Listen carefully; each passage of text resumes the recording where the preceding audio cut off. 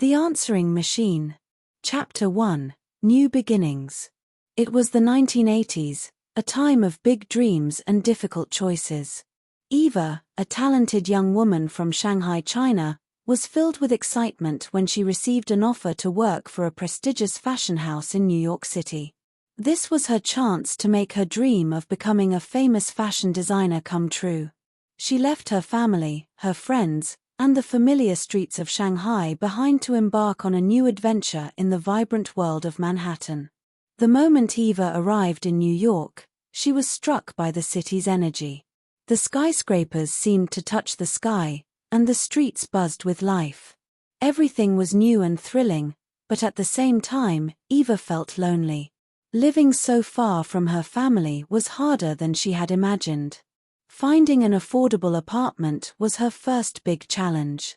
After days of searching, she finally found a small but cozy apartment downtown in a trendy neighborhood. It had just enough space for her essentials, but it quickly became her haven. She decorated it with little pieces of home, a few photos of her family, a handmade rug from her grandmother, and a jade plant that her mother said would bring her good luck. At work, Eva was busy creating designs, sewing patterns, and learning from the best in the industry. Her colleagues were friendly, but forming deep connections with them was difficult. They all seemed to have their own lives, and Eva often felt like an outsider. New York was exciting, but it could also feel lonely. Sometimes, as she walked through the city's streets, the sights and sounds reminded her of Shanghai. But without her family and friends, the city felt empty. Many evenings, Eva sat by her apartment window, looking out at the city lights and wondering if she had made the right choice. She missed having someone to share her joys and fears with, someone who truly understood her. Chapter 2. A Chance Encounter. One day, Eva's life changed in a way she never expected. During her lunch break, she decided to visit a nearby coffee shop. It was a cold, rainy afternoon, and the shop was warm and inviting. Eva ordered a cup of tea and sat by the window, watching people hurry by with their umbrellas. As she finished her tea and got ready to leave, the rain began to pour heavily. She stood in the doorway of the cafe, waiting for the rain to ease. Just then, a young man ran in, shaking water from his coat. He smiled at her, and she smiled back. "Crazy weather, isn't it?" he said, his voice warm and friendly. Eva nodded, feeling a little shy. "Yes, it's like the rain came out of nowhere." The two began to talk, their conversation flowing effortlessly. He introduced himself as Mark, a businessman who loved traveling and exploring new places. Eva shared a bit about her work in fashion, and they found themselves laughing and chatting as though they had known each other for years. As the rain began to stop, Mark asked if he could have her number. Eva hesitated for a moment but then agreed, scribbling her work number on a piece of paper and handing it to him. As Eva walked back to her office, she felt a mixture of emotions. Her heart was still racing from the unexpected meeting, and she couldn't help but smile at the memory of their conversation. However, she also felt a bit nervous about giving her number to someone she had just met. Eva's mind was filled with questions. Would he call? Was he really interested in getting to know her better? For the next 3 days, Eva found it hard to concentrate on her work. She kept glancing at the office phone, hoping it would ring. Each time the phone rang, her heart would leap with hope, only to sink in disappointment when it was a call for someone else or a routine work matter. She tried to keep herself busy with her projects, but her thoughts kept drifting back to Mark. On the 3rd day, as evening approached, Eva felt a sense of resignation. Maybe she had been too hopeful. Just as she was about to give up, the office phone rang again. Her heart skipped a beat as she picked up the receiver and heard Mark's voice on the other end. A surge of excitement and relief washed over her as they began to talk. Their conversation picked up right where they had left off, and Eva's doubts and worries melted away. Chapter 3. A Blossoming Romance.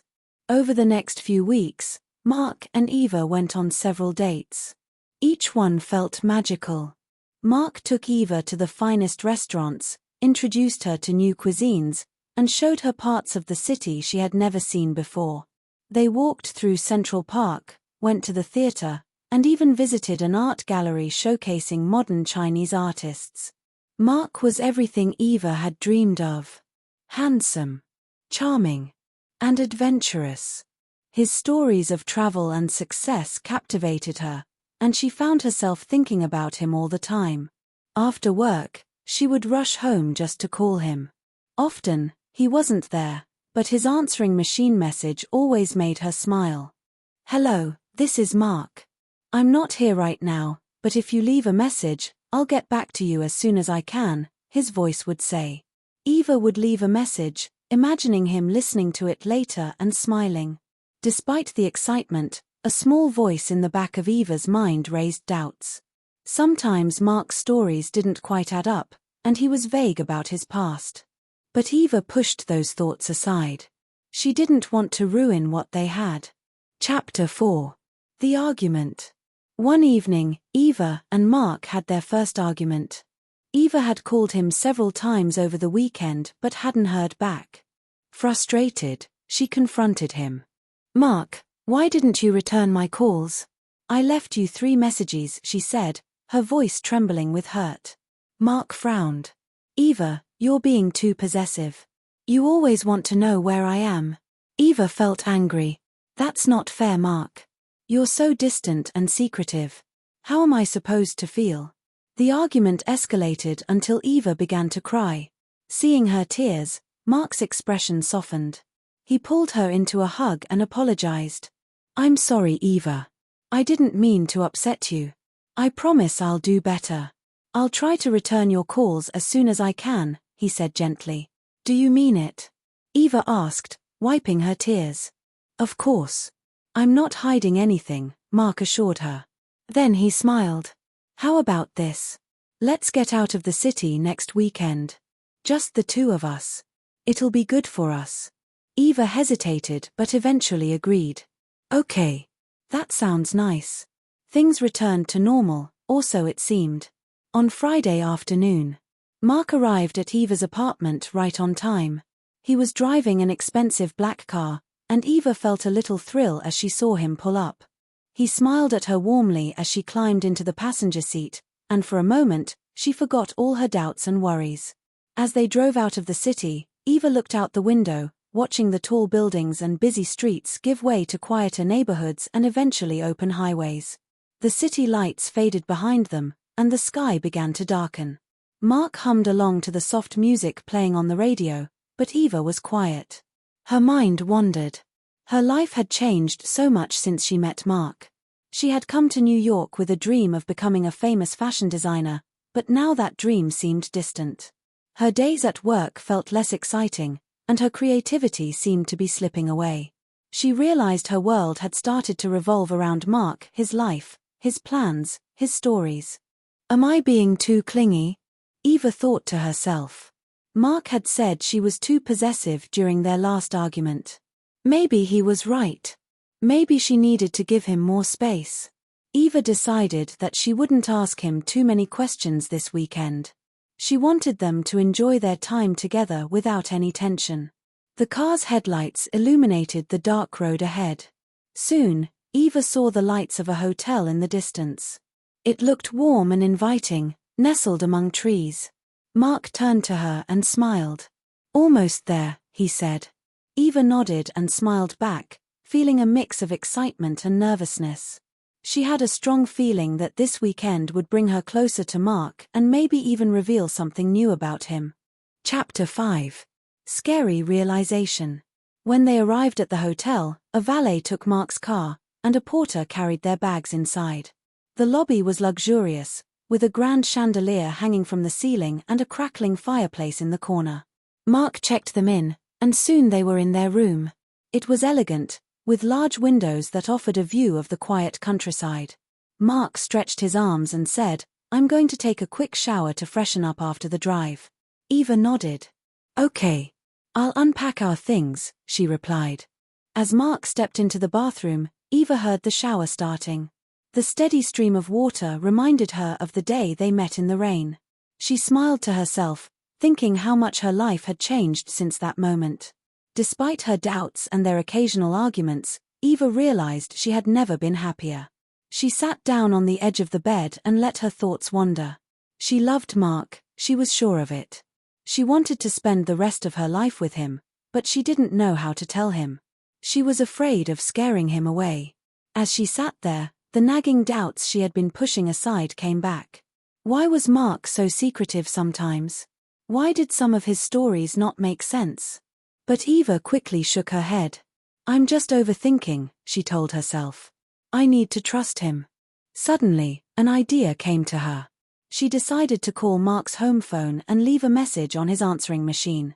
She wanted to tell him how she felt, that she loved him and didn't want to change his life, she just wanted to be a part of it. Eva glanced at the bathroom door. She could still hear the shower running. She picked up the phone in the room and dialed Mark's number. As the phone rang, she pictured his dark and empty apartment. Hello. This is Mark. I'm not here right now, but if you leave a message, I'll get back to you as soon as I can, she expected to hear. But to her shock, someone picked up. Hello, said a voice. Eva froze. Her heart raced as she whispered, who is this? The voice on the other end replied, it's me, Mark. Who else would it be? Eva's blood ran cold. She could still hear the shower running in the bathroom. Slowly, she turned to look at the closed door. Mark, she whispered, her voice trembling. How are you answering the phone? Is that really you? There was silence on the line for a moment. Then the voice said calmly, Eva, why are you calling my home phone? Eva couldn't speak. She could feel her world unraveling, the doubts she had ignored suddenly crashing down on her. Eva, the voice repeated. She hung up the phone. Her hands were shaking, and her mind raced. The shower had stopped running. Who was she with? Which one was the real Mark?